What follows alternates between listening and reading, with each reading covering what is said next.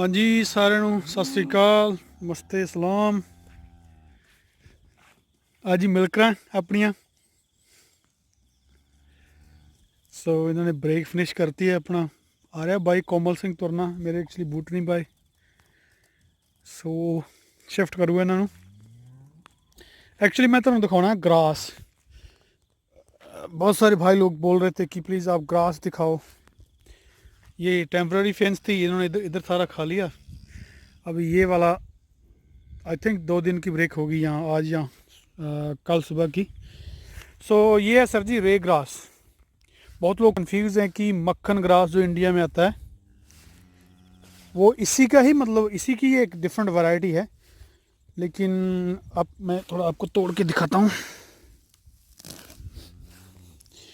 ये है रे ग्रास। इसकी पत्ती बहुत बारीक है, पतली है, छोटी है, और जो आपका मक्खन ग्रास है वो उसकी बहुत चौड़ी है। तो मैं एक मिनट जड़ से उखाड़ूँ तो फिर आपको अच्छा पता लगेगा। ये देखिए आप, अभी बिल्कुल बॉटम से मैंने उखाड़ा है इसको।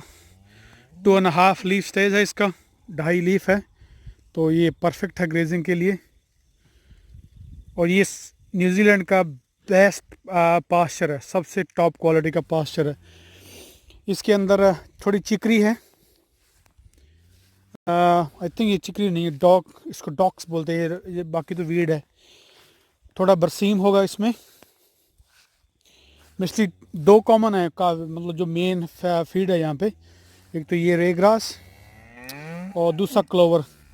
ये देखो थोड़ा तो ये थोड़ा बरसीन है इसके अंदर, बाकी तो ये खा जाती है दूसरा वीड भी।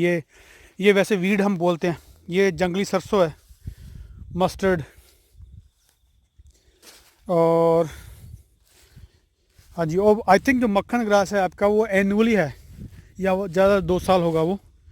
लेकिन ये जो ये रे ग्रास की ये वैरायटी है, इसको इटालियन रे ग्रास भी बोलते हैं। ये कम से कम अगर पगिंग ना हो, मतलब डैमेज ना हो ग्रास, तो कम से कम ये 8-10 साल भी लगातार चल जाता है। तो जी ये था एक। और एक भाई ने पूछा था कि ऑक्जीटोसिन का कैसे यूज़ करते हैं। सर ऑक्जीटोसिन आपको पता ही होगा, एक हार्मोन है, और उसे कभी भी लगातार यूज़ नहीं करते। ये आप प्लीज़ आप ध्यान में रख लीजिएगा बात, क्योंकि वो एक तरह का ड्रग एडिक्टेड हो जाता है पशु। अगर आप उसको लगातार यूज़ करोगे तो प्रॉब्लम आएगी। हम यहाँ कैसे यूज़ करते हैं, अगर हमें करना पड़े तो हम ऑक्जीटोसिन हम यूज़ करते हैं। जैसे अगर किसी पशु को देना है तो आज देना है 3 ml। सॉरी वो मेरा हाथ टच हो गया, वो बंद हो गई वीडियो। तो ऑक्जीटोसिन पहले दिन देना है 3 ml, दूसरे दिन 2 ml, और तीसरे दिन 1 ml। उसके बाद हम बंद कर देते हैं। और फिर मतलब पशु को अपने आप बने वो ऑक्जीटोसिन जो हार्मोन है, जिसकी वजह से पशु दूध उतारता है। जो लैक्टेशन होती है ना, कि लैक्टेट द मिल्क डाउन, कि दूध नीचे आ गया और वो उसकी मिल्किंग शुरू हो गई। सो वो एक नेचुरल प्रोसेस होता है इस पशु के अंदर, जो एक ग्रंथियाँ होती हैं जो कि ऑक्जीटोसिन हार्मोन बनाती हैं, और उससे पशु दूध उतारता है। और कुछ रीज़न से वो, जैसे कि यहाँ पे वेट्स मानते हैं कि अगर पशु बहुत ज़्यादा स्ट्रेस में हो तब वो अपने आप दूध नहीं लैक्टेट करता, तो उसके लिए ऑक्जीटोसिन लगाना पड़ता है। स्पेशली हमारे यहाँ प्रॉब्लम होती है हेफर्स को, जो छोटी जो पहली बार काव होती है उनको।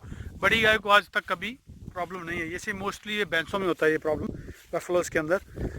तो आप भी ट्राई कीजिएगा, करके देखिएगा।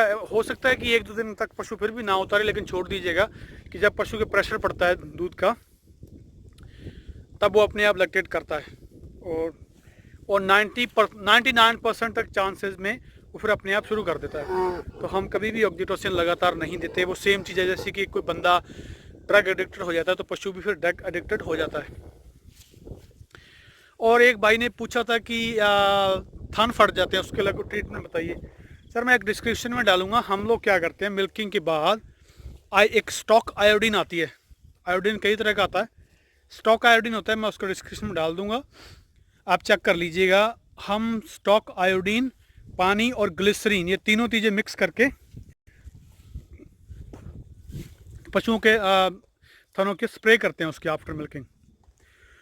तो हम जो रेशो जो अनुपात यूज़ करते हैं वो हम करते हैं 16 लीटर पानी, 3 लीटर आयोडीन स्प्रे जो कि हमारे पास ड्रम आता है 200 लीटर का, और 1 लीटर ग्लिसरीन। तो ये 20 लीटर हो गया। तो 20 लीटर का कंटेनर हम मिक्स करते हैं, तो वो जितने दिन भी चलेगा, कि 2 या 3 दिन, फिर हम लगातार बाद में जब खाली हो जाए तो दोबारा मिक्स कर लेते हैं।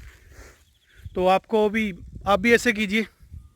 अगर मान लो आपने हाफ डालना है, 8 लीटर पानी और 1.5 लीटर आयोडीन और आधा लीटर ग्लिसरीन डाल के, ग्लिसरीन वही जो एक ही ग्लिसरीन आती है, तो वो मैं आयोडीन का डाल दूंगा, उसका मिक्स करके आप स्प्रे कीजिए। कभी भी आपके थन क्रैक नहीं होंगे, वो कभी भी वो उनमें कोई प्रॉब्लम नहीं आएगी। वो मोस्टली तब आती है जब थन ड्राई हो जाते हैं बहुत।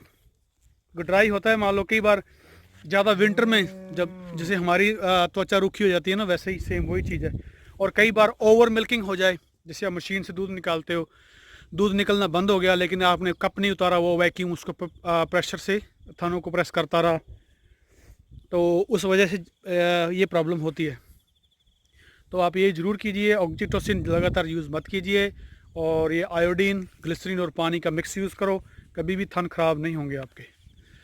सो thank you sir ji, thank you so much everyone. मिलते हैं अगली वीडियो में। सत श्री अकाल।